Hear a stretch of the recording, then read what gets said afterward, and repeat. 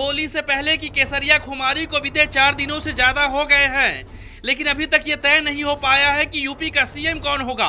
होली से पहले केसरिया होली दरअसल 14 साल का वनवास खत्म होने की खुशी का है, लिहाजा जश्न तो खूब मना, लेकिन इस जश्न को आगे कौन बढ़ाएगा, इस बात को लेकर असमंजस की स्थिति बनी हुई है।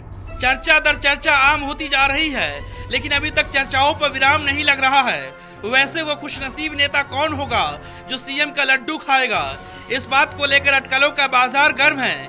कई नेता दबी जुबान अपना नाम मीडिया में ब्रेकिंग चलवा कर खुद को आगे बता रहा है, लेकिन मीडिया का कैमरा देखते ही खामोश हो जाता है।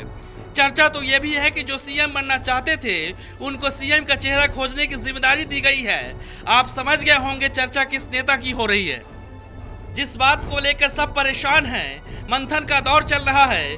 चुनाव नतीजा आने के बाद अब तक पार्टी इस बात का फैसला नहीं कर पा रही है कि यूपी का अगला सीएम कौन होगा। ये जिम्मेदारी सीधे केशव प्रसाद मौर्य के हाथों में सौंपकर अमित शाह ने सबको चौंका दिया है। इसे शाह की गोली कहें या कोई नया संकेत, लेकिन कहा जा रहा है कि मौर्य को साइडलाइन करने का इससे बढ़िया कोई रास्ता हो ही नहीं सकता था।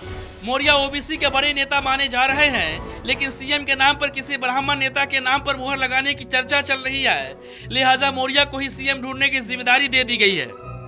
कोई माने या न माने, लेकिन मौर्य कैमरों के सामने मुस्कुरा रहे हैं, लेकिन कैमरा ऑफ होते ही चेहरों की हंसी गायब हो जाती होगी। मौर्य बेचारे अब फंस गए हैं नैतिकता के उहापू में।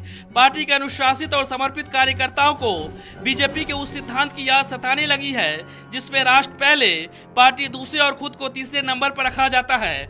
मौर्य मुस्कुरा रहे हैं, लेकिन अंदर ही अंदर सोच रहे होंगे ये क्या हो रहा है मेरे साथ।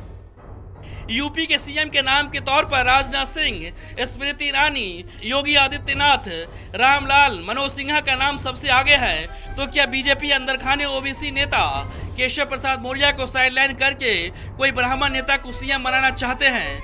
इंतजार लंबी होती जा रही है एक सीएम का चेहरा ढूंढने में। मौर्य जी सीएम का चेहरा ढूंढने में लग गए हैं अपना चेहरा भुलाकर। Bureau report, national Dastak.